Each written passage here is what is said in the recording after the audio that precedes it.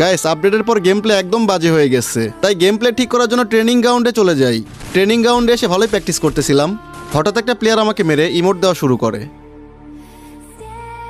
তো গাইস আমি ব্যাপারটা ইগনোর করে আবারও প্র্যাকটিস করা শুরু করি, কিন্তু আবারও সেই প্লেয়ারটা আমাকে মেরে ইমোট দিতে থাকে। ভাই এগুলা কি প্লেয়ার, বারবার মেরে ইমোট দিচ্ছে এইভাবে। তো গাইস এরপর আমি প্লেয়ারটাকে ফ্রেন্ড রিকোয়েস্ট পাঠিয়ে দেই কেন ইমোট দিচ্ছে বিষয়টা জানার জন্য। তো গাইস এরপর আমি আবারও প্র্যাকটিস করা শুরু করি। তো এরপর খেয়াল করি আমার ফ্রেন্ড লিস্টের একটা প্লেয়ার আমাকে বুকিং দিচ্ছে। তো আমি ট্রেনিং গ্রাউন্ড থেকে বের হয়ে সরাসরি তার গ্রুপে চলে যাই। আরে হাসিব ভাই, ট্রেনিং গ্রাউন্ডে কি করো? আরে তেমন কিছু না, একটু প্র্যাকটিস করতেছিলাম। ভাই চলো একসাথে সবাই মিলে বিয়ার খেলি।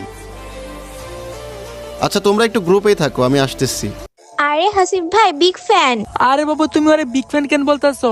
আমি তো ওরে ট্রেনিং গ্রাউন্ডে মেরে ইমোট দিছি, আর ও আমার গেম প্লে দেখে ফ্রেন্ড রিকোয়েস্ট পাঠাইছে। আরে আমার কি সময় এতই খারাপ হয়ে গেছে যে তোর মতো প্লেয়ারকে ফ্রেন্ড রিকোয়েস্ট পাঠাবো? তাহলে কেন ফ্রেন্ড রিকোয়েস্ট দিছিস? তোর উপর অনেক রাগ হচ্ছিল তাই তোকে ফ্রেন্ড রিকোয়েস্ট পাঠাইছিলাম। একটা কথা শোন, পিছন থেকে মেরে ভালো ইমোট দেওয়া যায়, দম থাকলে কাস্টমে আয়। ওই তোর সাথে আমি কাস্টম খেলার জন্য রেডি, ঠিক আছে চল। আরে বেবি তুমি এর সাথে কাস্টম খেলো না, এক রাউন্ডে তোমাকে জিততে দিবে না, তার থেকে ভালো তুমি ওকে সরি বলে দাও।